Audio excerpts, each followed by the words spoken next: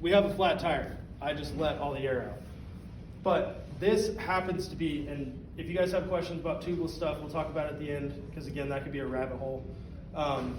This happens to be a tubeless rim, which requires it's got a tube in it, but the rim is set up for it. So it requires the tire to fit really tight. So it snaps into place, which was not as nearly as satisfying as a snap as it normally does. But I'm gonna go around both sides, all the way around, and make sure that the tire is down in the center of the rim. And the reason being is these are concaved, so the center of the rim has a smaller circumference than the outside of the rim.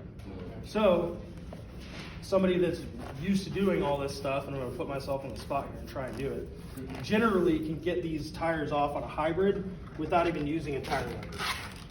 So if you get a good grip on it, and you don't have the stuff, you can kind of peel it off. But again, this is a new tire, and I put myself on the spot.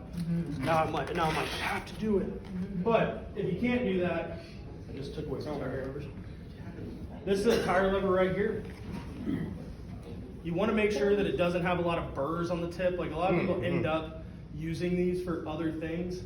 This should just be used on soft surfaces. You shouldn't use it to like open paint cans and stuff, because later you might need to use this to put a tire back on where you have your fresh tube.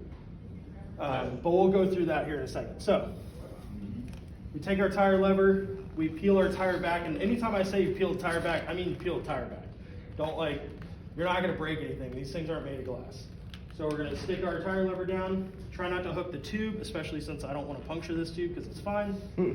We're gonna get right here, and then I'm just gonna work back and forth a little bit so I don't have to force it too much.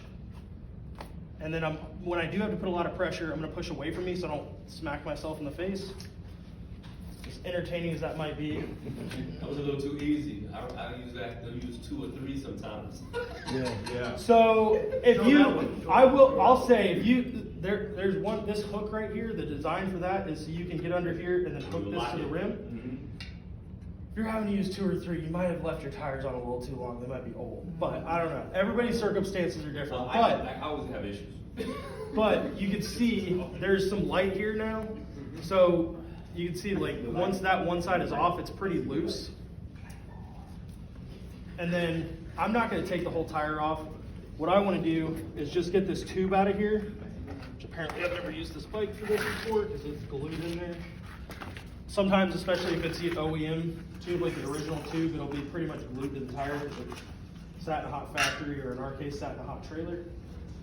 So, really important thing, especially if you're sweaty and pissed off on the side of the road that you have a flat.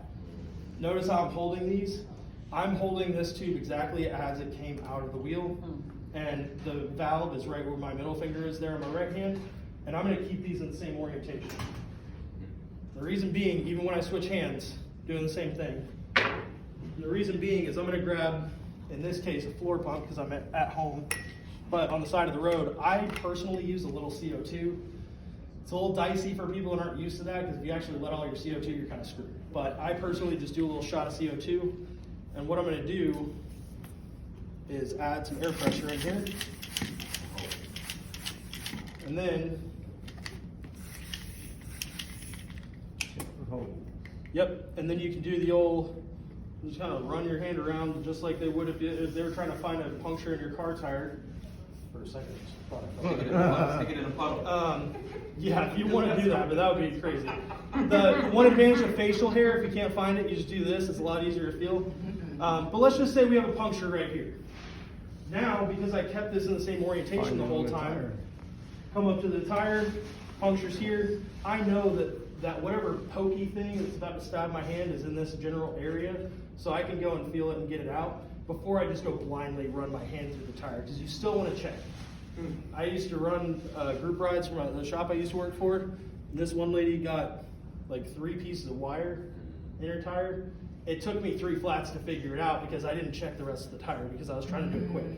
So dumb, but it happens. So I'm kind of doing a quick abbreviated version because I'm sure you guys we can ask questions and talk about it afterwards. And I have all these step-by-step things over here. It's really important, especially when you're gonna go put the tire back on, to take it slow and go step by step. All the stuff that I'm talking about is stuff that made my life easier, having to do this all the time. So let's assume we've cleaned our tire out, we're all good to go. We've got our brand new tube. I'm not a big patch person. They can get you home, but I don't get punctures that often, and if I am using a tube, like, I could spend the $8 to $10 for a new tube. It's just not like, if it happens a couple times a year, it's not that big of a deal to me. I have had friends that swear by it and they'll patch them at home, like they'll get home, patch them, all that stuff. Live your life. I have time for other things.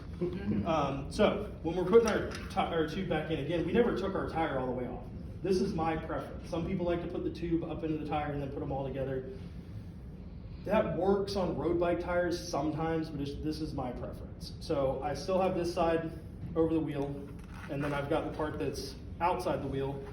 And then when I need to go put the tire over the tube, again, you kind of have to, you can't really like dance around. You got to use a little force, get it over, and then I'm going to put the tube up into the tire.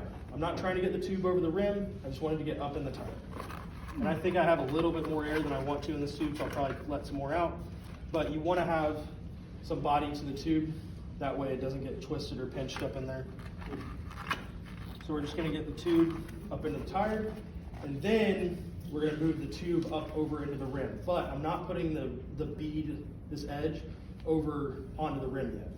Just getting everything nice and situated. And then me personally, again, we talked about being concave and the rim is concave, so we want to make sure that the bead of the tire is down in the middle of the rim. The one spot that you can't make that happen is here. So that's where I want to end. So I start on the opposite side, and I just work both ways. And then personally, I like to work here, so I think you guys can still see me fine. Just kind of work back and forth. And I'm using my thumbs right now, but once this starts to get difficult, you really want to focus on using the heel of your hand as much as possible. So this is where people start throwing things. Because it's tight across here, and you're like, is this even the right size tire? What the hell? So, yeah, so I'm going to let a little more air out of that tube, like I said. I always do that. I guess it's better to go a little more than a little too low. So then I'm going to go back after I did that, and I'm going to double check to make sure that bead of that tire is down in the middle. And then watch how much just taking that little bit of air out and also making it down in the middle. Like, once you can see brake track right here, like, you're golden. So then that's where you want to grab with the palm of your hand, or really right here, and just push it over. So, yeah, for the guys that have been on the side of the road angry.